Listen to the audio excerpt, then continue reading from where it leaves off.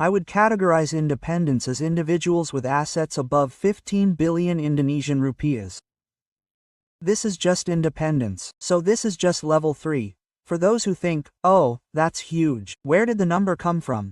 Quote, it's simple, that's a high network individual. Even though $1 million is now 16 billion Indonesian rupiahs, I know, I'll just use it to make it easier, 15 billion Indonesian rupiahs. With 15 billion Indonesian rupiahs, if you withdraw 4% of it, you can live on 60 million Indonesian rupiahs per month forever until the end of time. It will never run out because you can put it in an asset that earns 7% interest and then withdraw 4%. This, in my opinion, is financial independence. This is the level where you usually see people owning a pretty decent house. Usually, they're starting to feel comfortable, right? Their car is starting to be spare. Maybe this BMW 3 Series is at the financial independence level. How do you go from financial stability to financial independence? What are the weapons? You have to have a changed mindset. Here, you have to become an investor. What does that mean? Your mindset is no longer one of saving, but your mindset is one of compounding. How can I compound my money? Well, this is the weapon I personally use. When I went from stability, when I was in my teens, maybe 17, to independence, the strategy I used was this simple one. So I changed my mindset to compounding. All the money I earned had to be compounded to get 15% or more. Here, you have to be aggressive.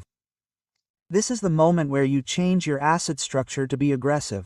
What does that mean? You have to find several asset classes that you really understand. 3 maybe, 1, 2, 3 is enough. Those with a CAGR, compound annual growth rate, return of over 15%. For example, 1 Bitcoin, 2 for example, Nasdaq, 3 for example, emerging market indexes, or for example, if you have BCA shares in Indonesia.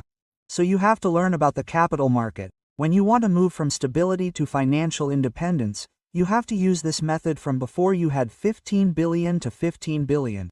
And the second weapon is the savings rate. This is what many people have trouble with when their income is Rp 50 million or Rp 1 million because the CAG is difficult to manage. What does that mean? You'll understand if you've been in the market for a long time. When you buy Bitcoin, buy BCA, you have cash, you have gold, you have other things, your returns and mine won't be that different. But what you can control is not the return. You can control the amount of money saved and the time period. Because the formula is simple. You need how much money to save, you need the time period, and you need the percentage gain. The percentage gain is difficult to manipulate, right? What you can manipulate is the savings rate and the time. So when you can increase your savings rate to 80%, to 50 to 80%, be aggressive, hyper-aggressive. If you have an income of Rp million, you have to save it, and this must be done as early as possible if you want to reach it quickly.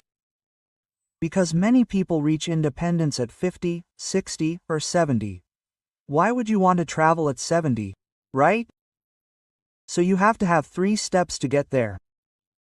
1 is a clear target number plan. What number do you want? I'll tell you the number is 15 billion. Yes, it might change in the future, but for now, it's 15 billion. 2nd, you have to have a clear asset class. 3, you have to attack using your savings rate. There's no other way. That's how you'll reach financial independence.